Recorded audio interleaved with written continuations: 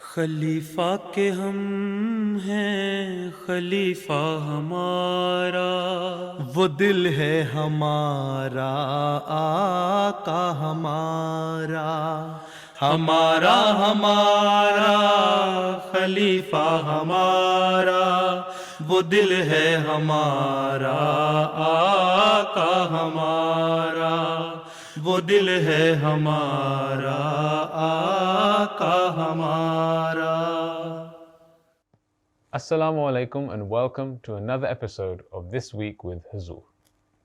Today we are honored to present highlights of the first virtual mulaqat with members of the Jama'at in Kosovo.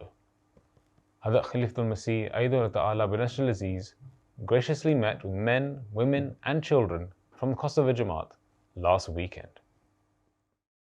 On Sunday, Jama'at members from Kosovo had the honor of having a virtual mulaqat with Hazrat Khalifatul Masih V, may Allah be his helper. The Jama'at members gathered in the mission house in Pristina, the capital of Kosovo. The mulaqat, which began with tilawat and its translation, was followed by a presentation of the Albanian translation of a poem of the promised Messiah alayhi salam. A video presentation was also presented about the mission house in Kosovo. یہ جو زمین تھی وہ 2007 میں خریدی گئی پیارے آقا، اور یہ بلڈنگ جو آپ نظر آ رہی ہے جو عمارت ہے یہ 2008 میں بنائی گئی تھی، 3 سٹوریز ہے، اور اس کا رقبہ جو کیا گیا تھا وہ 2000 اسکوائر میٹر ہے۔ یہ ہم نے گارڈن بنایا تھا کورونا کے دوران جو تھا نا، اور یہ پانی جو دیا جاتا ہے کنویں کے تھرو دیا جاتا ہے۔ یہ سیب ہیں، ناشپاتیاں ہیں، آلو بخارے، انگور بھی لگوائے ہیں۔ یہ پارکنگ ہے باہر کی۔ یہ جو ہے انٹرنس ہے جب اندر آتے ہیں مشن ہاؤس میں پرشتینہ میں، سیدھے ہاتھ پہ جو ہے نا پھر ملٹی فنکشنل ہال ہوتا ہے، ادھر ساتھ نظر لائبریری نظر آ رہی ہے، ادھر لائبریری بھی ہے، ادھر جو ہے یہ پریہ ہال ہے مردوں کا، ادھر سیدھے ہاتھ پہ جو ہے یہ وومن ہال ہے نا، پریہ ہال جو ہے وومنس کا، اور ادھر جو ہے آڈیو سسٹم کے تھرو تمہاری تمام آواز جو ہے اوپر آتی ہے، اور ادھر جو ہے لجنہ پھر شامل ہوتی ہیں پروگرامات میں۔ After the presentation, the attendees had the opportunity to ask questions on a range of issues. My question is, why do we need to read the Holy Qur'an? قرآن شریف پڑھنے کی اس لیے ضرورت ہے کہ اللہ تعالیٰ نے قرآن شریف حضرت صلی اللہ علیہ وسلم پر نازل فرمایا، اتارا آخری شریعت کے طور پر، اور اس میں ساری باتیں بتائیں کہ ایک اچھا انسان بننے کے لیے کیا کیا چیزیں ضروری ہیں، ایک اچھا مسلمان بننے کے لیے کیا کیا ضروری ہیں، اللہ تعالیٰ کی عبادت کرنے کے طریقے کیا ہیں، اور اللہ تعالیٰ کا صحیح عبادت کرنے والا بننے کے لیے کن کن چیزوں کی ضرورت ہے، اور پھر جو زندگی کے مختلف پہلو ہیں، روزمرہ کے کام ہیں، ان کو کس طرح ہمیں ادا کرنا چاہیے، اور کیا کیا اچھے اخلاق ہیں، وہ ساری بیان کیے ہیں اس میں سے۔ تو یہ ایک آخری شریعت ہے جو اللہ تعالیٰ نے آن صلی اللہ علیہ وسلم پہ نازل فرمائی، اور اللہ تعالیٰ نے ہمیں فرمایا کہ اس کو پڑھو، اس کو سمجھو اور اس پر عمل کرنے کی کوشش کرو، اور اس لیے ہمیں پڑھتے ہیں قرآن شریف، ٹھیک ہے۔ اگر صرف عربی پڑھ کے اس پہ عمل نہیں کرنا تو کوئی فائدہ نہیں پڑھنے کا۔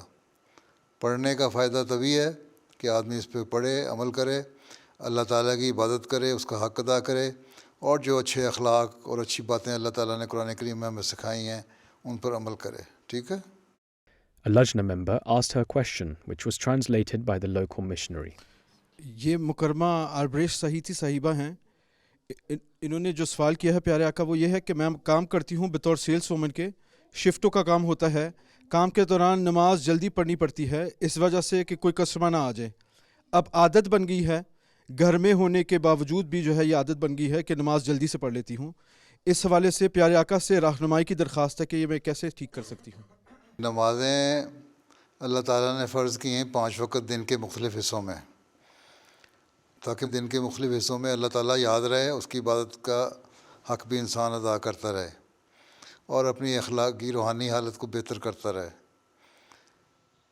اب سیلز وومن اگر آپ ہیں تو آپ 24 گھنٹے تو کام نہیں کرتی، نہ 12-18 گھنٹے کی ڈیوٹی ہوتی ہے، 6-7 گھنٹے کی شفٹ ہوتی ہوگی زیادہ سے زیادہ، تو اس میں 1 یا 2 نمازیں آپ کے ساتھ آتی ہیں بیچ میں، وہ آپ جلدی پڑھ لیتی ہیں، باقی 2 یا 3 نمازیں جو ہیں فجر ہے، عشاء ہے، مغرب ہے، یا اگر لیٹ جا رہی ہیں مختلف شفٹوں کے وقت ہیں، عصر اور مغرب کا وقت آ گیا ہے تو اس میں جو بھی نماز بیچ میں آتی ہیں 1 یا 2 نمازیں آتی ہوں گی آپ کے شفٹ کے دوران، ان 2 نمازوں میں اگر آپ نے جلدی پڑھ بھی لی نماز تو کوئی حرج نہیں، باقی نمازیں جو ہیں وہ آرام سے سنوار کے ادا کریں جو فرض ہیں۔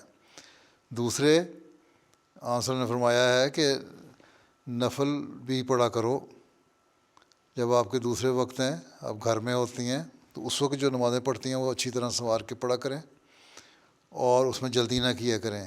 اسی طرح نفل پڑھا کریں، ان میں رو رو کے دعائیں کیا کریں اور اچھی طرح سنوار کے ادا کریں، تو یہ کمی وہاں سے پوری ہو جاتی ہے۔ آنسر نے فرمایا کہ جو فرائض ہیں ان کو تم نفلوں سے ان کی کمی کو پورا کرو۔ اس کا مطلب یہی تھا کہ بعض فرائض ادا کرنے میں بعض روکیں آ جاتی ہیں سامنے، تو اس کے لیے نفل ادا کرنے چاہیے، تو یہی ایک طریقہ ہے۔ باقی اس کی وجہ سے کیونکہ اب 2 نمازیں جلدی جلدی پڑھتی ہیں دن میں، اس لیے ساری نمازیں جلدی پڑھیں، یہ کوئی عذر نہیں ہے، باقی نمازیں آپ کو سنوار کے اچھی طرح پڑھنی چاہیے، ٹھیک ہے۔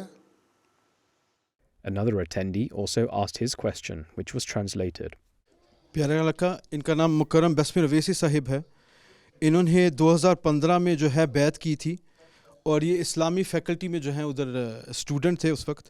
تو یہ فرماتے ہیں کہ میرے عزیزوں و اقارب اور جو لوگ میرے ساتھ اسٹڈی کر رہے تھے وہ مجھ پہ یہ الزام لگاتے تھے کہ میں نے جو اپنا ایمان بدلا ہے یا جو بیعت کی ہے یہ پیسوں کی وجہ سے کی ہے، کہ لوگ مجھے جو جماعت والے ہیں مجھے پیسے دیتے ہیں۔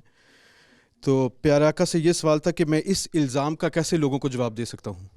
جواب تو بڑا آسان ہے، ان کو پیسے ملتے ہیں جماعت سے کچھ۔ Jo, nuk më ka jap. Këto janë akuzat pa bazë nga ana kolegëve të mi. وہ کہہ رہے ہیں کہ مجھے کچھ نہیں ملا۔ جب ان کو کچھ نہیں ملا تو یہ سوال کا جواب دے سکتے ہیں، اس لیے یہ الزام ہی غلط ہے کہ مجھے پیسے ملتے ہیں، اس لیے میں نے اپنا دین بیچا نہیں ہے، میں نے تو اللہ تعالیٰ اور اس کے رسول کے حکم پر عمل کرتے ہوئے آنے والے امام مہدی اور مسیح موعود کو ماننا ہے۔ اور آن صلی اللہ نے فرمایا تھا کہ آنے والے امام مہدی اور مسیح جو پیغام تمہارے تک پہنچے تو اس کو میرا سلام کہنا اور اس کو قبول کر لینا، اور اس وجہ سے میں نے اس کو قبول کر لیا ہے، اور میں نے تو اچھی باتیں سیکھی ہیں، برائی باتیں میں نے کوئی سیکھی نہیں، میں اسی ایک اللہ پہ یقین کرتا ہوں، ایمان لاتا ہوں جس پہ سارے مسلمان ایمان لاتے ہیں، میں اسی رسول پہ یقین رکھتا ہوں اور خاتم النبیین مانتا ہوں جس پہ سارے مسلمان یقین رکھتے ہیں، میں اسی قرآن اور کو پڑھتا ہوں جو آخری شرعی کتاب ہے اور حضرت صلی اللہ علیہ وسلم پر اتری، اس لیے کوئی فرق تو ہے نہیں۔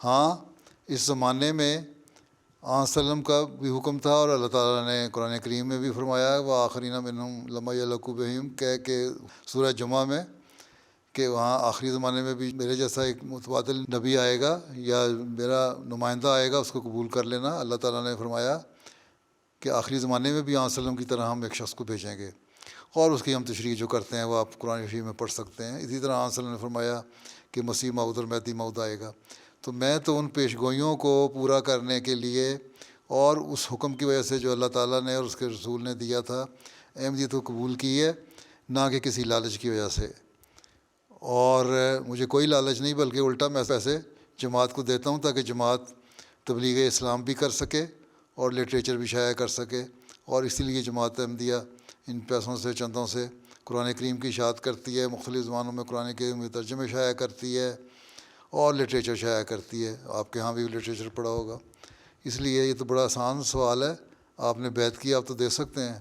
یہ سوال کرتے ہیں کہ ہمارا ایمان ہے کہ اللہ تعالیٰ نے حضور ایت تعالیٰ بن عزیز کو فراست اور دور اندیشی عنایت فرمائی ہے۔ پیارے حضور، آپ انسانیت کو مستقبل میں کس پرائے میں دیکھتے ہیں؟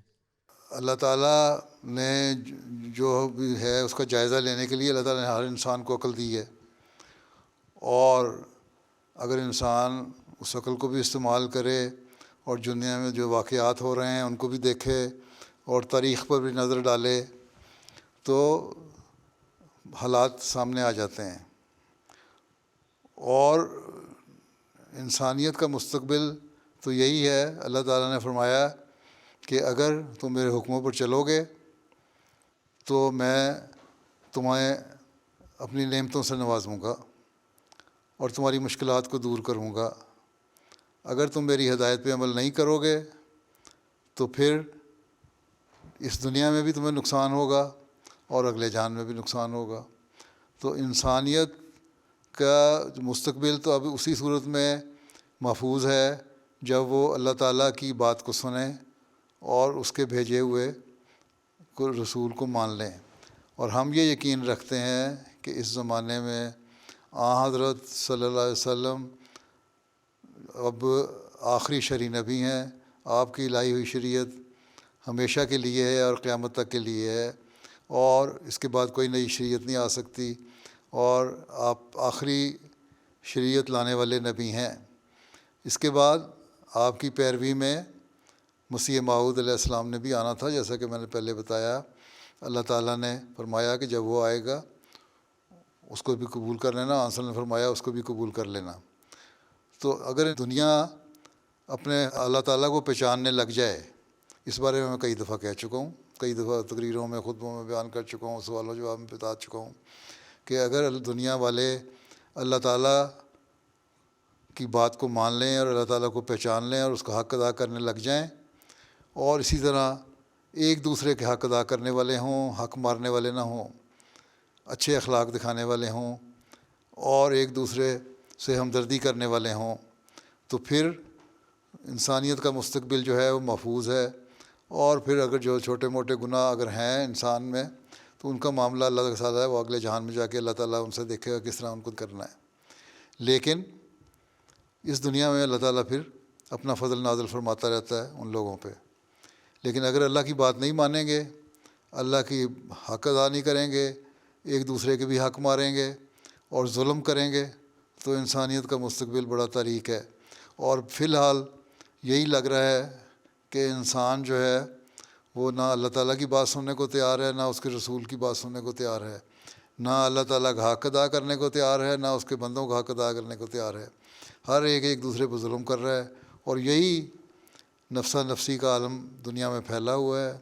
یہی دنیا میں ہر طرف فساد پھیلا ہوا ہے، جس کی وجہ سے ہم دیکھ رہے ہیں کہ دنیا مشکل میں گرفتار ہے. ہر جگہ جنگیں ہو رہی ہیں اور بلاک بن رہے ہیں، اور اگر یہ اسی طرح ہوتا رہا تو یہ بلاک وسیع ہوتے چلے جائیں گے. اور جیسا کہ پہلے بھی میں وارننگ دے چکا ہوں، بتا چکا ہوں، حالات بھی ایسے نظر آ رہے ہیں کہ پھر تیسری عالمی جنگ شروع ہوگی، اور پھر بہت خطرناک اس کے نتائج ہوں گے اور تباہی ہوگی. اس لیے ہمیں دعا کرنی چاہیے کہ اللہ تعالیٰ انسان کو عقل دے، سمجھ دے، وہ اپنے اللہ تعالیٰ کو بھی پہچاننے والے ہوں، اس کا حق ادا کرنے والے ہوں، اس کے حکم کے مطابق اس کے بندوں کا بھی حق ادا کرنے والے ہوں. اور جب یہ ہوگا تو پھر محفوظ رہ سکتی انسانیت، نہیں تو تباہی کے علاوہ اور کچھ ہمیں نظر نہیں آتا. Nëse fëmijët hezitojnë që të falin namazin, ne si prindër si duhet të veprojmë me ta? Raina ذکیرہ صاحبہ فرماتی ہیں کہ جب بچے نماز پڑھنے سے بھاگتے ہیں، ہمیں ان کو نماز کی طرف کیسے توجہ دلانی چاہیے؟ آپ خود نماز کی طرف زیادہ توجہ رکھیں، بچوں کے سامنے نماز پڑھیں، اور جب آپ کو دیکھیں گے بچے کہ نماز پڑھ رہی ہے میری ماں، اور بڑے خوف خشیت سے اور سوچ سے نماز پڑھ رہی ہے اور دعا بھی کر رہی ہے، تو ایک نفسیاتی اثر بچے پہ بھی ہوگا کہ مجھے بھی اپنی ماں کی طرح کرنا چاہیے. کیونکہ بچوں کو ایک قدرتی طور پر ماں باپ سے ایک ہمدردی کا پہلو بھی ہوتا ہے. جب وہ دیکھتے ہیں کہ ماں میری ایک درد کے ساتھ نمازیں پڑھ رہی ہے تو ان کو بھی احساس ہوگا کہ میں بھی اس ماں کے درد کو بانٹوں اور اسی طرح کروں جس طرح میری ماں کر رہی ہے. اور جب اس کو نصیحت کریں گے کہ نمازیں پڑھا کرو، اللہ تعالیٰ کا حکم ہے، تو پھر وہ کہیں گے اچھا میری ماں نے نصیحت کی تھی اور اس نے ایک درد کے ساتھ مجھے نصیحت کی تھی، تو میں عمل کرنے کی کوشش کروں. پھر سب سے بڑی بات یہ کہ نماز میں بچوں کے لیے دعا کریں کہ اللہ تعالیٰ ان کو نیکیوں پہ قائم کرے، ان کو نمازیں پڑھنے کی طرف توجہ دے اور اچھے اخلاق پیدا کرنے کی طرف توجہ دے. آنسر نے فرمایا کہ ماں کی دعا بچوں کے حق میں قبول ہوتی ہے. تو جب مائیں دعا کر رہیں گی اس طرح تو اللہ تعالیٰ سنتا ہے. پیار سے سمجھاتے رہیں، ہمارا کام سمجھانا ہے، اور اللہ کے فضل سے بچے نیک فطرت ہوں گے اور آپ کا عمل دیکھیں گے تو سمجھ جائیں گے. زبردستی تو ہم کر نہیں سکتے، نہ کرنے کی ضرورت ہے.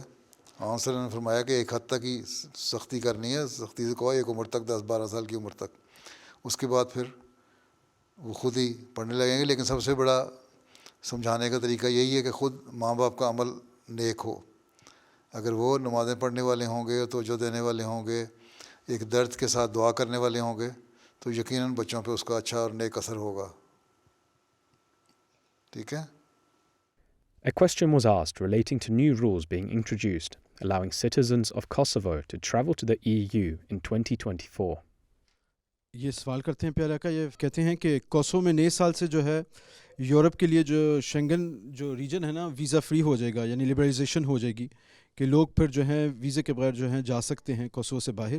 تو حضور انور طلب عزیز احمدی احباب کو کون سی رہنمائی فرماتے ہیں کہ اس حوالے سے ہمیں کیا کرنا چاہیے؟ اگر تو یہاں لوگوں کو کوئی دقت نہیں ہے، کوئی مشکل نہیں ہے اور پریشانی نہیں ہے، حالات بھی ٹھیک ہیں، تو پھر اپنے ملک میں رہنا چاہیے اور وہیں احمدیت کو پھیلانے کی کوشش کرنی چاہیے اور تبلیغ کر کے جماعت کو بڑھانا چاہیے. اور اگر بعض حالات ایسے ہیں کہ مجبوریاں ہیں، معاشی حالات ایسے ہیں، تنگ دستیاں ہیں، اور پھر اگر جانا ہو تو جو جا سکتے ہیں وہ جا بھی سکتے ہیں، لیکن پھر بھی اپنے ملک سے رابطہ رکھیں، آنا جانا رکھیں اور اپنے دائرے کو وسیع کریں اور تبلیغ کریں تاکہ جماعت زیادہ سے زیادہ کوسوو میں پھیلے. ٹھیک ہے. Assalamu alaikum, Huzoor. وعلیکم السلام. My name is Sayan Zachirai and I am 6 years old. My question is, can we hug Allah and the Almighty? We cannot hug Allah the Almighty کیونکہ اللہ تعالیٰ جو ہے نا کوئی فزیکل باڈی نہیں ہے. ٹھیک ہے. ہاں اللہ تعالیٰ کہتا ہے جب میں نے کسی کو دکھانا ہوتا ہے اپنے نیک بندوں کو تو سامنے نظر آتا ہوں. مختلف طریقوں سے اللہ تعالیٰ اپنے آپ کو دکھاتا ہے. اور اللہ تعالیٰ نے دنیا میں چیزیں پیدا کی ہیں، پہاڑ ہیں، درخت ہیں، پانی ہے، دریا ہے، خوبصورتی ہے، چاند ہے، ستارے ہیں، سورج ہے، یہ سارے اللہ تعالیٰ کے وجود کا پتہ دیتے ہیں. تو اللہ تعالیٰ ہماری طرح وہ کوئی فزیکل باڈی نہیں ہے جو اس کو حق کیا جا سکتے. ہاں بعض دفعہ اللہ تعالیٰ اپنے آپ کو کسی شکل میں دکھا دیتا ہے لوگوں کو خواب میں، اور وہاں اس کو مل لیتے ہیں تو وہ کہہ دیتے ہیں ہم نے حق کیا اللہ کو. لیکن یہ کوئی ایک چیز نہیں ہے، مختلف شکلوں میں اللہ تعالیٰ اپنے آپ کو دکھاتا ہے اگر دکھانا چاہے تو، اور یہ اللہ کی مرضی ہے. اس لیے حق تو اسی وقت کیا جا سکتا ہے جب کوئی فزیکل باڈی ہو.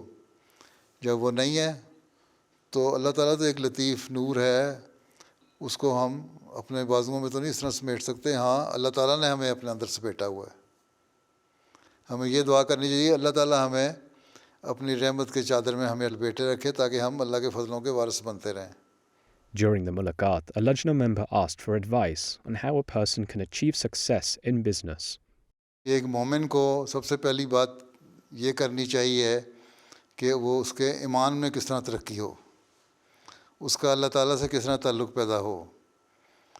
جب اللہ تعالیٰ سے تعلق پیدا ہو جائے، ایمان میں ترقی ہو، تو پھر اللہ تعالیٰ کہتا ہے کہ جو تقوی پہ چلنے والے ہیں ان کو میں خود رزق دیتا ہوں، اور ایسے ایسے ذریعوں سے رزق دیتا ہوں کہ انسان سوچ بھی نہیں سکتا. تو اللہ تعالیٰ نے تو یہ وعدہ کیا ہوا ہے. اس لیے صحابہ بھی بہت کاروبار کیا کرتے تھے عام وسلم کے، اور انہوں نے تھوڑے سے کاروبار سے اتنی ترقی کی کہ لاکھوں کروڑوں درہم کے مالک بن گئے، بڑی بڑی جائیدادوں کے مالک بن گئے. اس لیے کہ انہوں نے اللہ تعالیٰ کو کبھی نہیں بھولا. انہوں نے نمازیں وقت پہ ادا کیں، انہوں نے تہجد بھی پڑھی، نفل بھی ادا کیے، صدقہ و خیرات بھی بہت کھل کے دیا کرتے تھے، اور ان کا مقصد یہ ہوتا تھا کہ اللہ تعالیٰ کی رضا حاصل کریں. اور حضرت مسلم نے لکھا ہے کہ ان کا ایسا دل ہوتا تھا کہ ہاتھ جو دنیا کے کام کر رہے ہیں لیکن دل جو ہے اللہ تعالیٰ کی یاد سے بھرا ہوا ہے. تو پہلی بات تو یہ ہے کہ انسان میں نیکی پیدا ہو جائے، تقویٰ پیدا ہو جائے، تو اللہ تعالیٰ اپنے وعدے کے مطابق انسان کو خود ہی نوازتا ہے اور برکت ڈالتا ہے. پھر یہ ہے کہ جو بھی آپ کمائیں اس میں اللہ تعالیٰ کا حصہ بھی رکھیں، چندہ بھی دیں، صدقہ بھی دیں، غریبوں کا خیال رکھیں، اور جب اس طرح کریں گے تو اللہ تعالیٰ اس مال میں برکت ڈالتا ہے. اور دوسری یہ ہے کہ محنت کریں اور ایمانداری سے کام کریں. کاروبار میں کوئی دھوکہ نہیں ہونا چاہیے. اگر دھوکہ ہوا کاروبار میں تو اس کا مطلب ہے کہ آپ نے شرک کیا، اور اللہ تعالیٰ کو شرک پسند نہیں ہے. جو کام ہو فیئر ہو، ایمانداری سے ہو، تو پھر اللہ تعالیٰ اس میں برکت بھی ڈالتا ہے. ٹھیک ہے. بس اللہ کو یاد رکھنا، ایمانداری سے کام کرنا، ہر دھوکے سے پاک رہ کے کام کرنا، جو کمائی ہے اس میں سے صدقہ و خیرات کرنا، چندہ دینا، اور محنت کرنا دل لگا کے. یہ کام کرتے رہیں گے تو آپ کے کاروباروں میں برکت پڑتی رہے گی. Another questioner asked Huzoor about how to reprimand a child if they make a mistake. بات یہ ہے کہ اگر اس نے بچے نے پہلی دفعہ کوئی حرکت کی ہے تو یوں ہی سزا دینی نہیں چاہیے، ٹھیک ہے؟ اور ذرا سی بات پہ بچوں کو سزا دینا اور غصہ کرنا، اس سے بچے اور بگڑ جاتے ہیں. اس لیے ان کو پیار سے سمجھانا چاہیے. حضرت مسیح علیہ السلام نے فرمایا ہے کہ لوگ جتنا بچوں پہ غصہ نکالتے ہیں، ان کو سزائیں دینے کی طرف توجہ کرتے ہیں، اتنی اگر ان کے لیے دعاؤں کی طرف توجہ دیں تو بچوں کی تربیت اچھی ہو جاتی ہے. پھر ماں باپ اگر اپنا اچھا نمونہ دکھائیں، بچے کو پتہ ہو کہ یہ اچھے اخلاق ہیں، یہ برے اخلاق ہیں، یہ اچھی بات ہے، یہ بری بات ہے، تو بچہ وہ غلط حرکت کرے گا ہی نہیں، وہ ماں باپ کے منہ کو دیکھے گا. اس لیے پہلے ماں باپ اپنی اصلاح کریں، پھر بچے کو سمجھائیں پیار سے.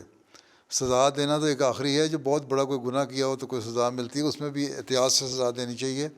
ہاں، ذرا سا جھاڑ دیا، ذرا ڈانٹ دیا، ذرا سا غصے سے اظہار کر دیا، لیکن وہ بھی ایک عمر کے بچے کے بعد. چھوٹے بچوں کو اگر آپ اس طرح کریں گے تو بچے بگڑ جائیں گے.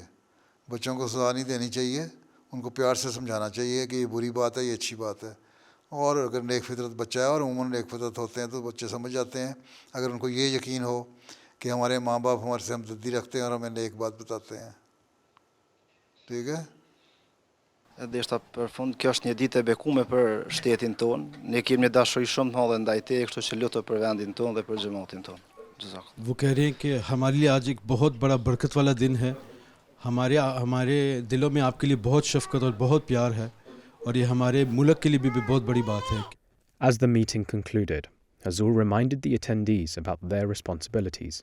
اب آپ لوگوں کو یہی ہے کہ آپ لوگوں کو اللہ تعالیٰ نے حضرت صلی اللہ علیہ وسلم کی پیش گوئی کے مطابق اللہ تعالیٰ کے حکم سے آنے والے مسیح موعود قبول کرنے کی توفیق عطا فرمائی، جس نے آ کے اسلام کی تعلیم کو حقیقی رنگ میں، صحیح رنگ میں دوبارہ دنیا کے سامنے پیش کرنا تھا اور پھیلانا تھا. اب آپ کا کام یہ ہے کہ جو اللہ تعالیٰ نے آپ پر فضل فرمایا اور آپ کو احمدیت قبول کرنے کی، حقیقی اسلام قبول کرنے کی توفیق عطا فرمائی، اس پیغام کو اپنے ہم وطنوں میں بھی، اپنے ملک والوں میں بھی پھیلائیں، اور زیادہ سے زیادہ تبلیغ کی طرف بھی توجہ رکھیں. اس کے لیے دعاؤں کی طرف بھی توجہ دیں، اور اپنے اعلیٰ اخلاق بھی بنائیں، اور دینی علم بھی بڑھانے کی کوشش کریں، اور روحانیت کو بھی بڑھانے کی کوشش کریں. اللہ تعالیٰ آپ سب کو، عورتوں، مردوں اور بچوں کو اس کی توفیق عطا فرمائے، اور اللہ کرے جلد کوسوو میں لوگوں کی بہت بڑی تعداد جماعت احمدیہ میں شامل ہو جائے. السلام علیکم ورحمۃ اللہ وبرکاتہ. السلام علیکم. وعلیکم السلام ورحمۃ اللہ وبرکاتہ. Those were highlights from a virtual mulaqat that took place the last weekend. We now end with a final segment, the Friday Sermon Summary. In today's Friday Sermon, Huzoor, may Allah be his helper, related several miraculous incidents in regards to the scheme of Tahrik-e-Jadid. Huzoor, may Allah be his helper, also announced the 90th year of the blessed scheme. اللہ تعالیٰ کے فضل سے میں نئے سال کا اعلان کرتا ہوں. تحریک جدید کا 89واں سال 31 اکتوبر کو اختتام پذیر ہوا، اور اب ہم 90ویں سال میں داخل ہو رہے ہیں. اس سال اللہ تعالیٰ کے فضل سے جماعت عالمگیر کو 17.20 ملین پاؤنڈ کی قربانی پیش کرنے کی توفیق ملی، الحمدللہ. اور گزشتہ سال سے 7,49,000 پاؤنڈ زیادہ ہے، باوجود دنیا کے معاشی حالات کے. جماعت جرمنی اس دفعہ بھی دنیا بھر کی جماعتوں میں پہلے نمبر پہ ہے. اعزاز نے اپنا برقرار رکھا ہوا ہے. کرنسیوں کے ریٹ دنیا میں بہت زیادہ متاثر ہوئے معاشی حالات کی وجہ سے، پاکستان میں بھی، لیکن عمومی طور پر، مقامی طور پر ہر ایک نے اپنی قربانی کے معیار کو بڑھایا ہے. پاکستان کے علاوہ جو پہلی پوزیشنیں ہیں 10 میں جرمنی، جیسا کہ میں نے کہا، وہ تو مکمل طور پہ اول ہے، ہر ایک سے اوپر ہے. نمبر 1 جرمنی ہے، پھر برطانیہ ہے، پھر کینیڈا ہے، یہ 3 نمبر پہ آ گئے ہیں. اب امریکہ 4 نمبر پہ چلا گیا ہے. 5 نمبر پہ مڈل ایسٹ کی جماعتیں ہیں. 6 نمبر پہ بھارت ہے. 7ویں پہ آسٹریلیا ہے. 8ویں پہ انڈونیشیا ہے. 9ویں پہ بھی پھر یہاں مڈل ایسٹ کی ایک جماعت ہے. اور 10ویں پہ گھانا ہے. یہاں بھی کرنسی بہت زیادہ ڈی ویلیو ہوئی ہے، لیکن اس کے باوجود گھانا نے اپنی 10ویں پوزیشن اس سال ہی برقرار رکھی ہے. اللہ تعالیٰ ان سب قربانی کرنے والوں کے مال و نفوس میں برکت عطا فرمائے، اور پہلے سے بڑھ کر قربانیاں دینے والے ہوں یہ لوگ.